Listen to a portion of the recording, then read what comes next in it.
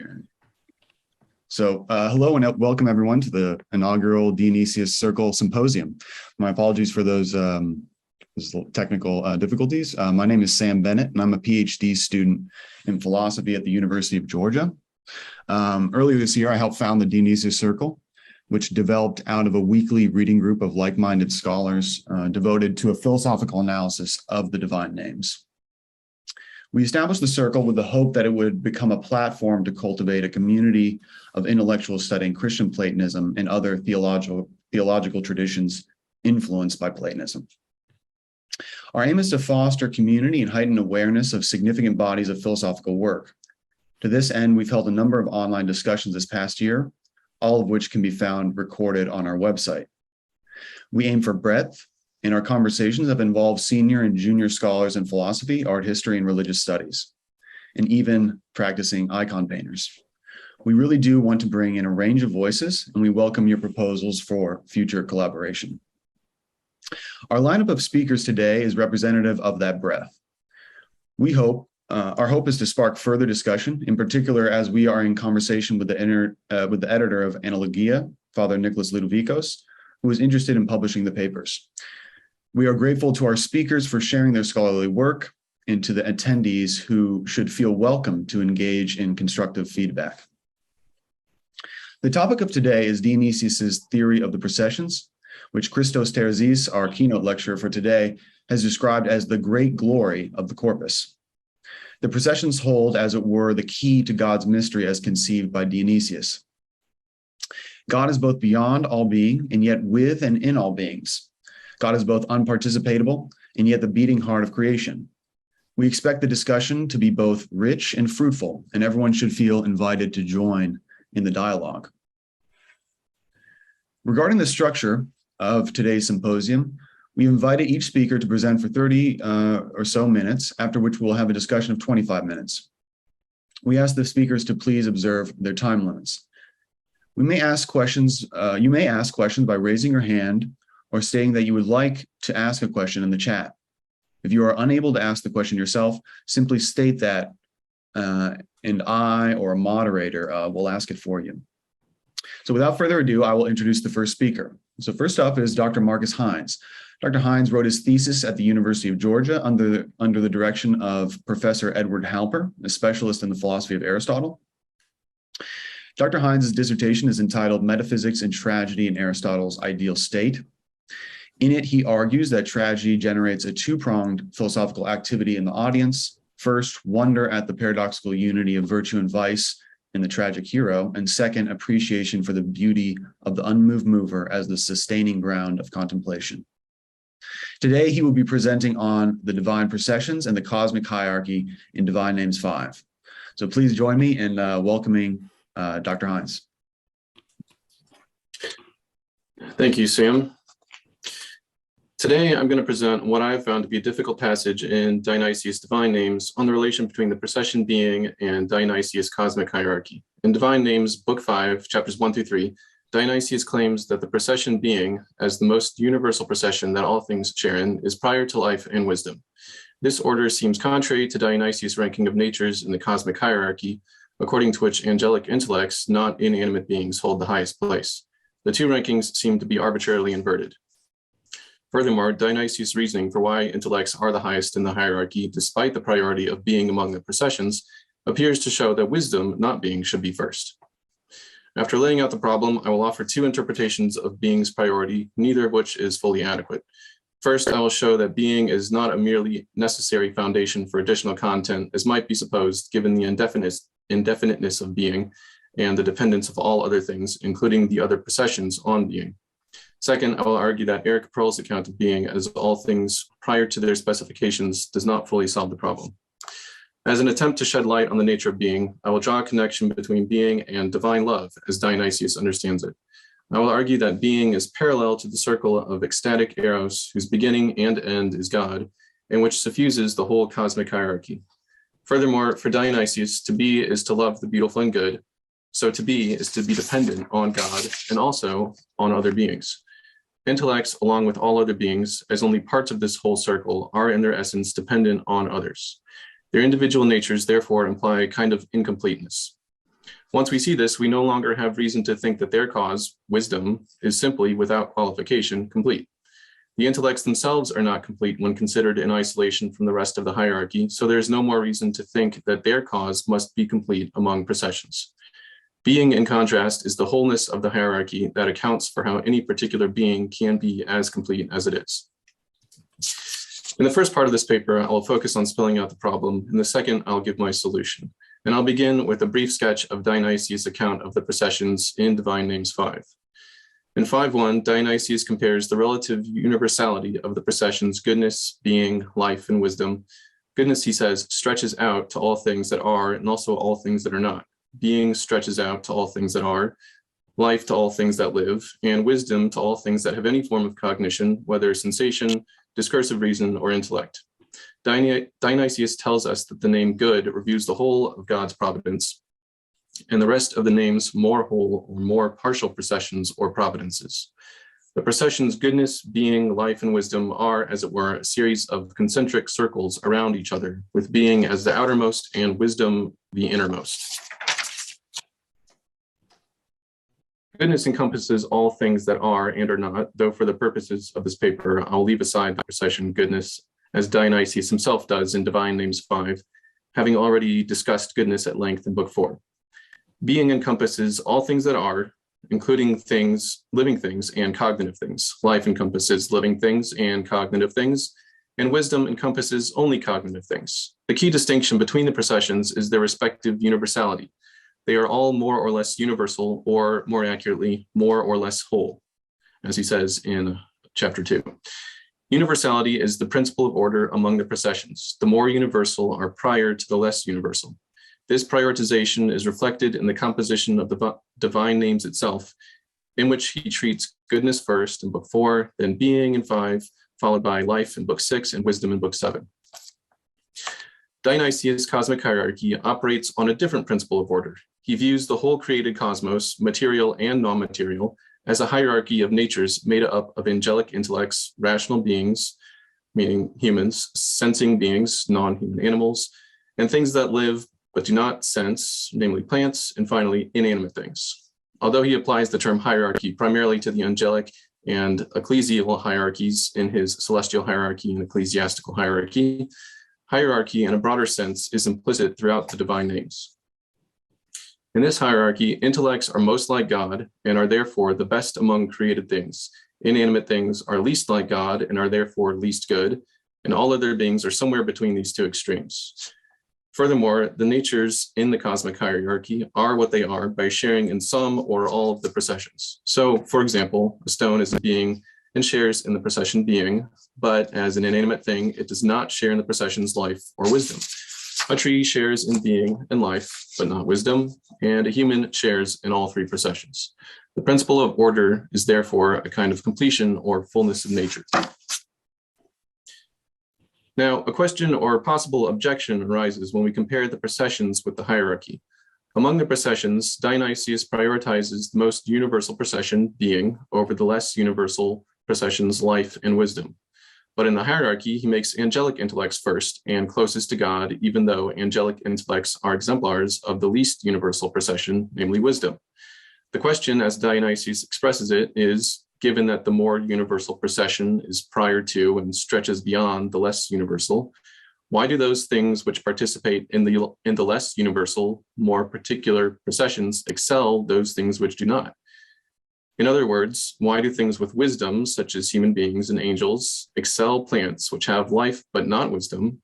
And why do plants excel inanimate things which have being but not life, if being is the first of the processions? The inversion of the two orders is awkward. Intellects, we might think, should not excel beyond inanimate things if being, the procession, excels beyond wisdom, since inanimate beings participate in the highest of the processions. Or alternatively, being should not be prior to wisdom if intellects excel beyond inanimate things, since it is by their participation in wisdom that intellects excel beyond all other natures. If we attribute to one nature a higher status over another, should we not attribute a corresponding priority to their respective causes? We might expect Dionysius to rank the hierarchy according to the priority of the processions they participate in and that define them, or the processions according to the hierarchy, but such is apparently not the case. We should note that he only answers one of the questions we would like an answer to, because he only asks one of the questions. At the beginning of 5.3, where Dionysius raises the objection, he gives the names of the processions in a genitive absolute with a circumstantial participle, thus taking the order among processions he has outlined for granted. The question as he expresses it is, given that the more universal processions are prior to the less universal, why do intellects excel beyond all other natures? If so, if being is first among processions, why are intellects first in the hierarchy? He does not ask if intellects are first in the hierarchy, why is being first among processions? The distinction may seem unimportant since the reverse of each other, the questions are obviously connected and we want answers to both. But I believe Dionysius' reasoning becomes clear if we keep in mind that he's arguing that intellects are highest even though being is first, rather than that being is first even though intellects are highest in the hierarchy. Dionysius responds to the objection in 5.3 by claiming that it would constitute a valid objection only if it were the case that beings with intellect did not also have life and being. But in fact, he says intellects are more fully than other beings. They have being to a greater extent than living or inanimate things. They also live more fully than things that have only life but not wisdom, and they think and know more fully than those that have cognition only in the form of sensation or reason. This is Dionysius' stated reason for why those natures with wisdom excel those without wisdom, and in general, why things that participate in the less universal processions excel those which participate only in the more universal. Dionysius' argument here depends on his claim in 5.2 that the processions goodness, being, life, and wisdom are not substantially separate from each other. So he says, the account does not say that the good is one thing and being another and life or wisdom another. Dionysius' response to the objection against his apparent inversion of the rankings of the processions and the hierarchy suggests that the objection is based on the assumption that being, life, and wisdom are in fact separate substances. If that were the case, then ranking their value would require putting wisdom in the highest place among the processions, since wisdom is the highest form of unity with God. Angelic intellects, as he says, are around God, while inanimate things are not. So the procession that makes them intellects, wisdom, we would think would be the highest. But Dionysius denies this simplistic way of thinking. His reasoning is that angelic intellects must have being if they are to have wisdom, since what is wise also is. Likewise, living things without cognition must also be in order to be alive. As Dionysius says, all things share in being before they share in any other procession. We cannot say that inanimate beings excel intellects even though being is prior to wisdom, because intellects share in being and wisdom, while inanimate things only share in being. In general, the higher entities have what the lower entities have and more.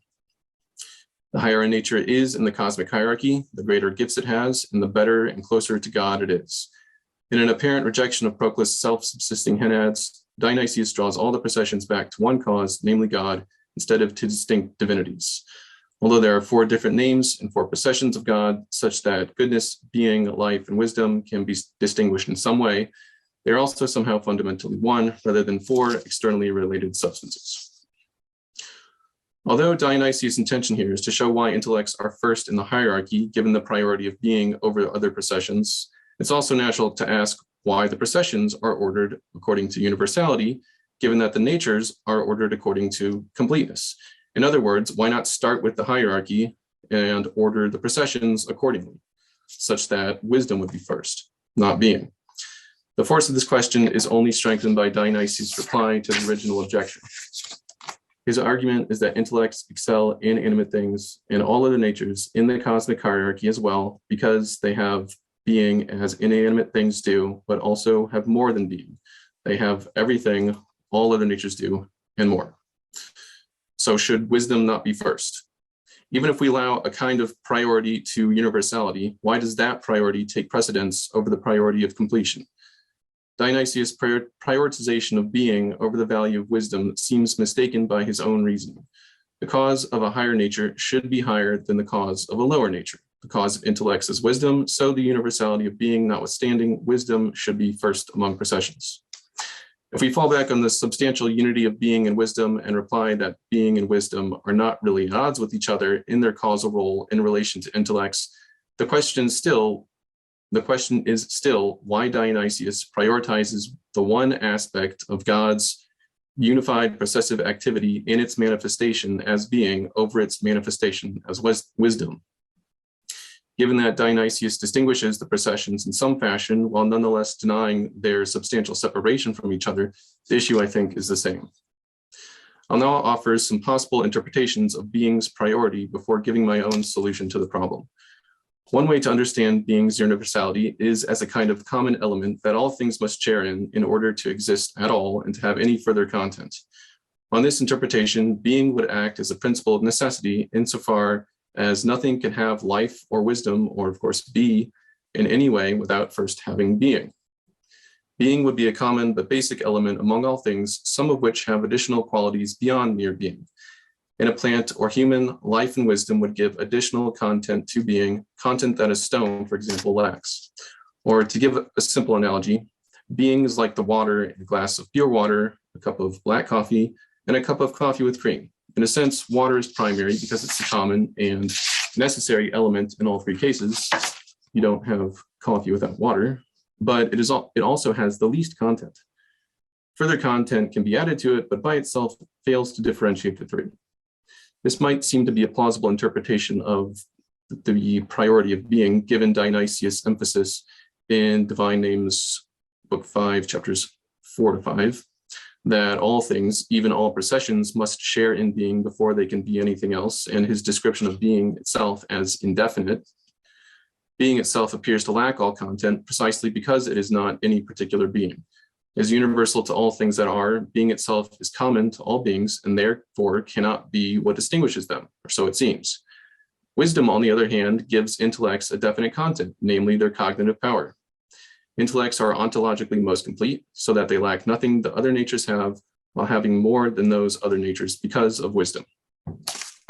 But this cannot be the whole story for several reasons. First, the universality of being understood as empty necessity for additional content does not warrant the importance Dionysius gives it. He makes being prior in value to life and wisdom. Goodness is strictly speaking first, while being is next and therefore outranks all other processions. But being's universality understood as an empty necessity does not justify its superiority to the completeness of wisdom. If goodness is the end of all beings and all their activities, then goodness is completeness itself. And the next procession should be what makes the most complete nature be most complete, namely wisdom, not being. So Dionysius must have something else in mind when he puts being first, simply on the basis of the textual organization. Second, taken strictly, the interpretation makes Dionysius' metaphysical view, incoherent. Being itself cannot be something to which other things are added, because those other things would themselves have to be in order to be added, and would therefore not be content separate from being itself. If life or wisdom were entirely separate from being, they would not have being, and so would not be available, so to speak, as content that could then be added to being. Third, this interpretation is contrary to the transcendent nature of the processions. In 5.1, Dionysius describes the processions as transcending what they stretch toward. Each of the processions is also beyond what it stretches out to. As the good is beyond all the things that are and are not, and life beyond all things that live, and wisdom beyond all things that cognize, being goes to all the things that are, but is also beyond all the things that are. I take this to mean that insofar as they are causes, none of the processions is limited by what it causes. None of the processions is the lowest common denominator between the things that share in it, because they each stand outside of what they cause, even while they are in their effects. It follows that the content of being as a procession is therefore not limited by what each being has, including inanimate beings. According to Dionysius, being contains all things. If being somehow contains all things, then it's not empty, but already has all content in itself. To understand how being relates to wisdom, we must take into account its fullness as understood by Dionysius.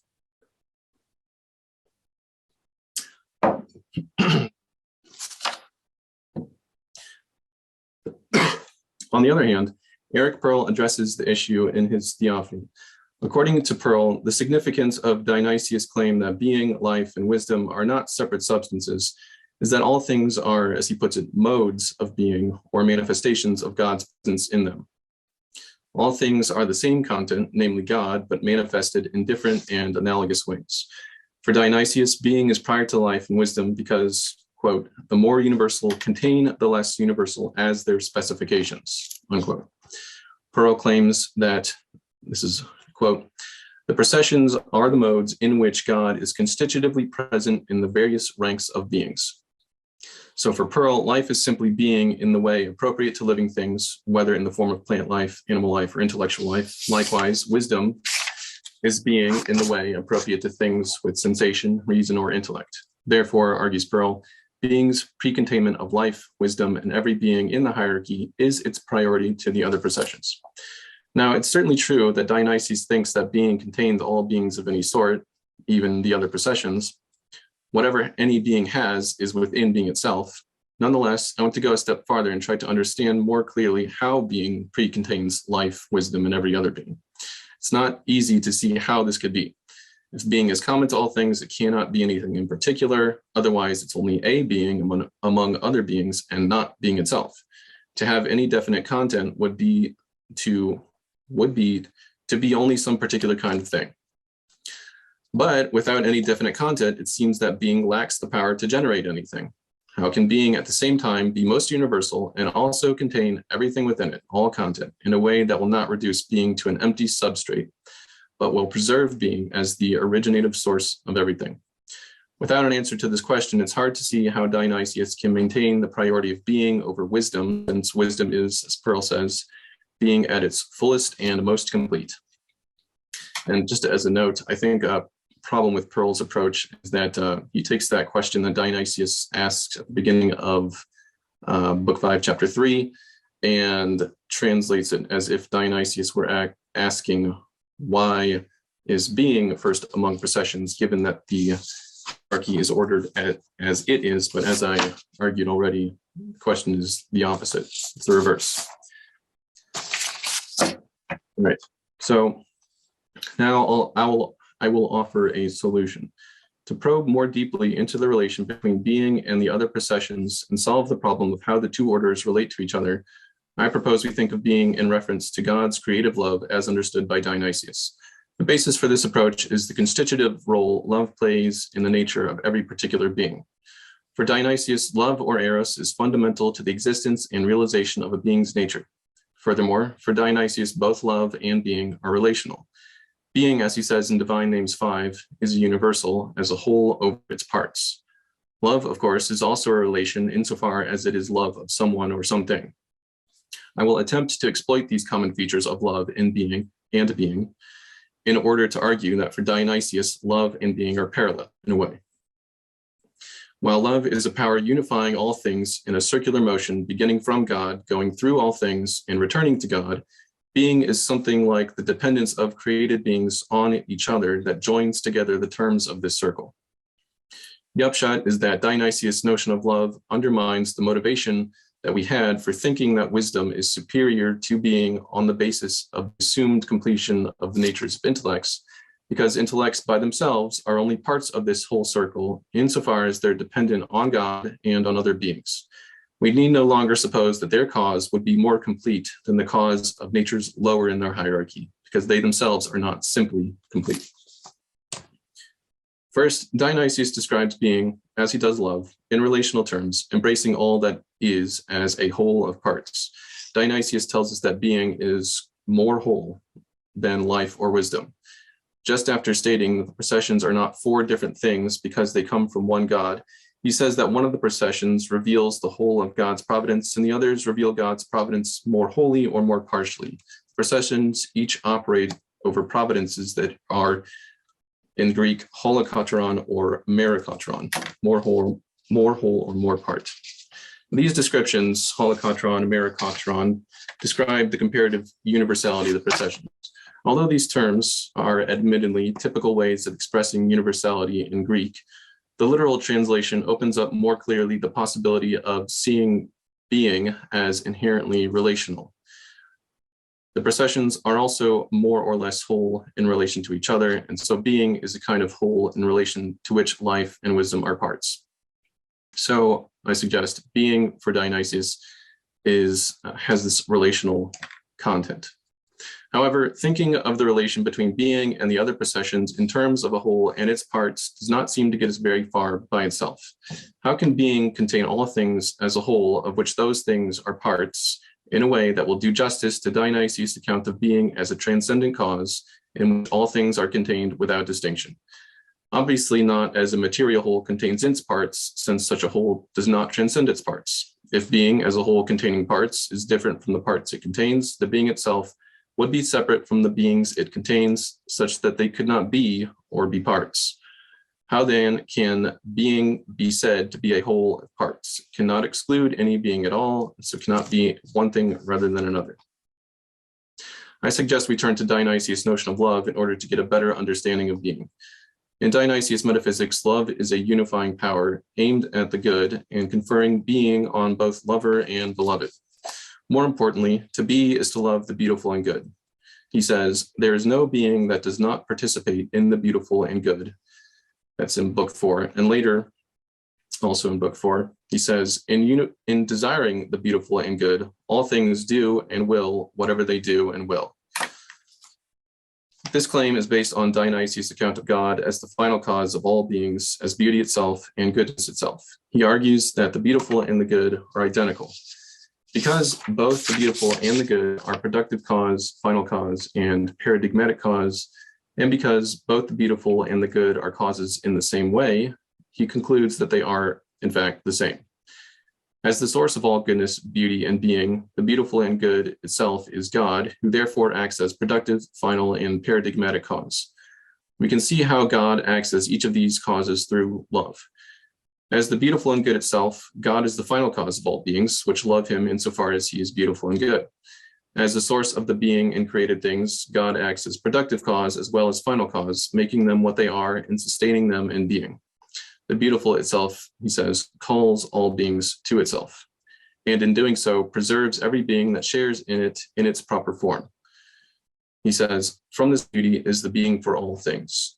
So beings in some way gain their beauty, goodness, and being from God, who is the beautiful and good. In receiving being from God, created beings acquire a definite form of being. They act as they do, according to their specific nature, and not according to the nature of another, as a result of loving God. These three forms of causation are intertwined, and each being is what it is and acts as it does only insofar as it is oriented toward the beautiful and good through love. Dionysius speaks universally here, so in some sense, even plants and inanimate things are what they are because of love for the good, their love for the good. For Dionysius, love is the source of being, both insofar as a created being's love is directed toward God, who is the beautiful and good itself, and also insofar as God's creative activity is directed toward beings. He accounts for God's creation as a consequence of God's being, as he puts it, charmed by the goodness in beings. So he says, the very cause of all beings, by the beautiful, the good and beautiful love of all things, comes to be outside itself through an excess of erotic goodness by its providences toward all beings, and is, as it were, charmed by goodness and by agapesis and by eros, which I leave untranslated, and from being removed beyond all beings is set down to what is in all beings. Somehow God goes out of himself in creation.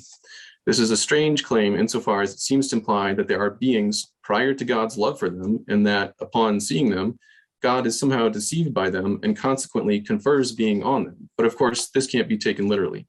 The point is that God's love is a creative act. All beings are caused by God's motion outward from his essence to somehow be in beings. As Dionysius is quick to add, he does so without wandering outward from himself. Nor is the goodness and beauty in the created being outside God as if it had some other source. Since all goodness and beauty are from the beautiful and good, there can be no being that is beautiful or good apart from God as the source of the being's beauty and goodness. The point is rather that the being participates in God's beauty and goodness, while at the same time, the being is other than God, such that God can love it as an other. So love here involves paradoxical combination of same and other. A created being has all its goodness, beauty, and being from God, to that extent has some form of sameness with God. And yet, God transcends the created being, which is therefore radically other than God. Now, for the sake of time, I'm going to skip ahead a little bit. The essential point here is that God creates through this act of love.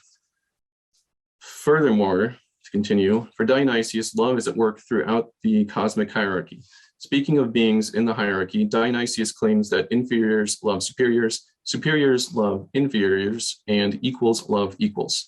Love is a single power moving, quote, to the last among beings and subsequently back again from this, through all and into the good. It revolves out of itself, through itself, and upon itself, always in the same way reverting into itself, unquote. Love for God and love for created beings are therefore complementary. Dionysius refers the love of created beings for each other to the beautiful and good itself.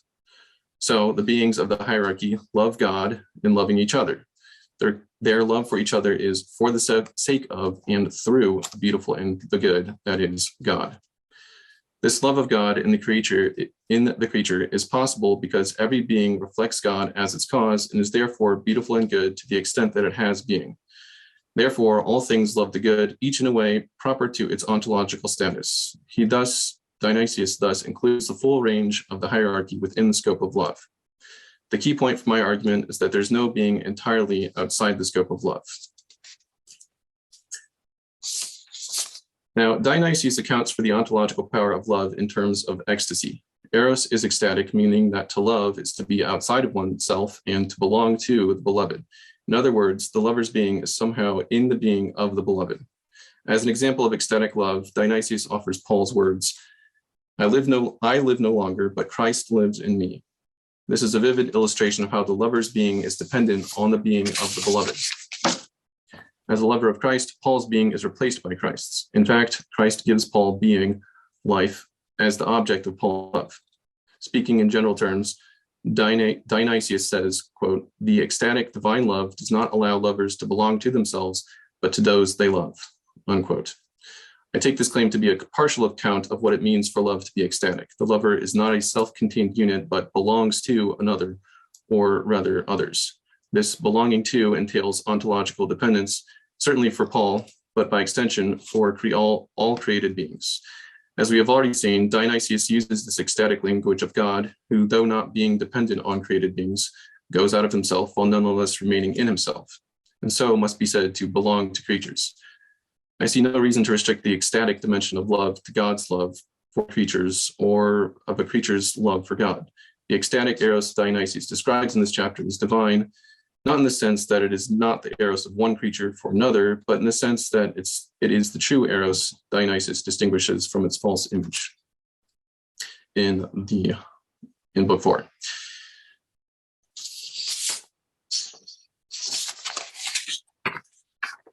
So to sum up, again for the sake of time,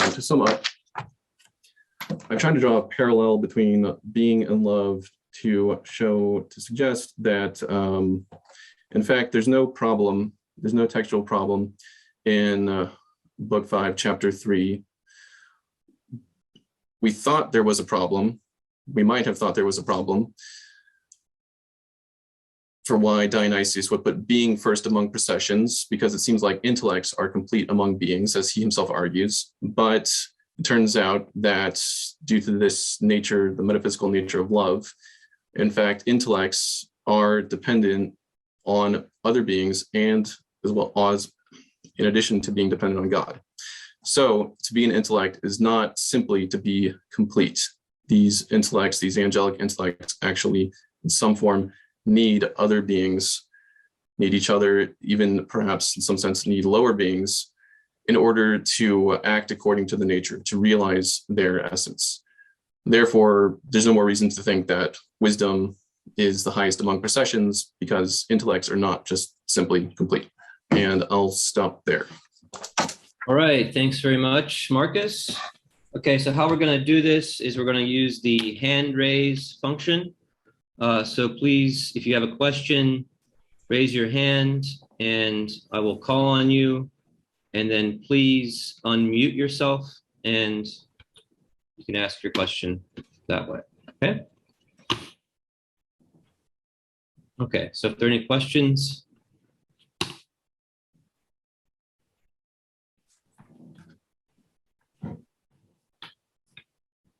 Marcus, could you clarify what you were saying earlier at the beginning when you were saying that you were talking about the universality as a principle of order of the processions, and you said it's more accurate to say more whole, and then later on in your paper you were talking about whole and parts. Is there a distinction between universality and wholeness in the processions, or are they basically the same thing? They're the same. So Dionysius uses the terms holocotron, mericotron. Those terms mean more universal or more partial. But I wanted to emphasize the literal meaning of those terms. To be a universal is to be a whole. So being is a whole, more whole than life or wisdom. Okay, looks like we have one question from Alex. So go ahead and unmute yourself. Hey, Marcus, thank you for the talk. I had a question about how you were kind of framing the question of, the priority of the different processions. So in Pearl's account in Theophany, he gives this almost an intensity account that kind of explains processions where there's being, life, wisdom, and wisdom is a more intense mode of being. So it tries to resolve that tension with a different kind of axis, an axis of, say, like intensity. Could you comment on how that frame would work with, say, your analysis using eros or love, and if that's something that's either accepted or rejected by this framework of understanding? Thank you. I'm not really questioning Pearl's interpretation as far as it goes. My point is, I think it doesn't quite really answer the question, at least not the question I'm asking. Why is being first if intellects are at the top of the hierarchy? Because if we look at the processions as one substance, but at more or less intense levels, then it seems we can just repeat the question, why isn't being at its most intense, namely as wisdom, at the top of the order of processions, rather than being, again, which would be, if it's mere being, which all things have, it would be the lowest intensity. How is that being apparently at the top? Well, does that make sense?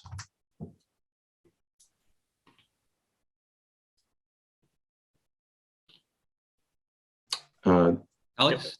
Just Yeah. Justin has a question. Justin? Thanks so much, Marcus. I wanted to ask if you could just sort of clarify exactly what the form of the circle does in your account of being's relationship to wisdom. And I know it has to do with like a lot of the prepositions that you kind of mentioned, but just sort of in a nutshell, what is the form of the circle doing in your understanding of Dionysius' account of being? It's a unifying power that starts with God but runs through everything. So this is if it's starting from God, it's a providential, it's a downward motion, which creatures return in an upward motion, revertive love. But I think that this idea of love is also, it doesn't just bind each creature to God individually, but binds creatures to each other insofar as they are, I think, for Dionysius, reflections of God's goodness and beauty, which they receive from him. And insofar as they are good and beautiful, then they will naturally love each other insofar as they are reflections of God. So these two love of a creature for God, love of a creature for another creature are not at odds with each other at all, but are they work together. Does that answer your question? Yeah, I guess, I mean, just as a sort of, my understanding is that it sort of both allows them to kind of sneak in ontological dependency and then be like, but no, it's, still sort of God's maintains a certain independence, while at the same time kind of through the lover's metaphor or through the lover's kind of ecstasy allows him to kind of toggle back and forth. So it's kind of a beautiful image, but at the same time it sort of feels a little tricky. Yeah, it's the way that Dionysius puts it. God goes out of himself while remaining with himself. I don't know if we can resolve that apparent contradiction or that tension, or if Dionysius intends for us to do so. And I don't myself mean to do so here. So but at the same time, somehow for Dionysius, God has to be both transcendent, but also in beings in some fashion, I think. However that works. Thanks so much. At the same time. Okay, Father Raymond, go ahead, please. Hello, can you hear me all right? Yes. Thanks so much for your talk, Marcus. I'm wondering what you would think about another way to resolve the sort of rival accounts of priority, whether intellect is first, whether it's last, and might be to consider the noetic triad of being, life, and intellect. In one sense, is a description of divine perfections with respect to God in himself. And in another sense, it's the you might say the most important perfections participated by creatures. And if in fact those are different things, well, or are understood in different ways, we're not predicating them univocally, in other words, between God and creatures. Well, in some ways it's less troubling than that there's a difference, that the priority is inverted. Insofar as God is concerned, in terms of his own perfections, the highest and most basic title is being. But insofar as creatures are concerned, there's a different set of priorities. Now, I worked on Aquinas' appropriation of the noetic triad several years ago, and I could just be very well pulling what I remember from that. And this could be very much just a Thomistic interpolation. But I'm wondering what might there be within the text of Dionysius that accords with that. I'm really, another way to just ask my question very simply is, for Dionysius, is procession essentially an outward thing? Or is there another way in which you could talk about procession within, or an immanent procession? Yeah, that's a good question. I've, in a way, I guess I've set that question aside. To what extent are the processions God or God's essence, or inherently connected to God? To what extent are they in creatures and therefore not God? My reasoning is that for Dionysius, we can reason back from the effects to the cause. So if we look at the effects in the hierarchy, then we ought to, it seems, be able to gain an understanding about the processions, about God himself, through that hierarchy. And I guess my question would be, why would the two be different? Why would being be highest as a, how did you put it, highest as a divine perfection, insofar as God is concerned in himself? Why would being be the highest divine perfections? Why would Thomas say that God is being itself instead of wisdom itself? If wisdom gives creatures the most completion. So it seems like, again, one would think that they ought to be parallel to each other. Mm-hmm. Mm-hmm. Does that answer your question? No, I think I appreciate your response there, and it's a question on my mind. If I could ask one very brief follow-up, because I know you've studied the Greek text closely. For Dionysius' word for procession, is that praodos in this case? Yes. Okay, That's thank right. you. Okay, do we have any other questions? Marcus, is there anything you'd like to add that you want to flesh out some of what you were saying?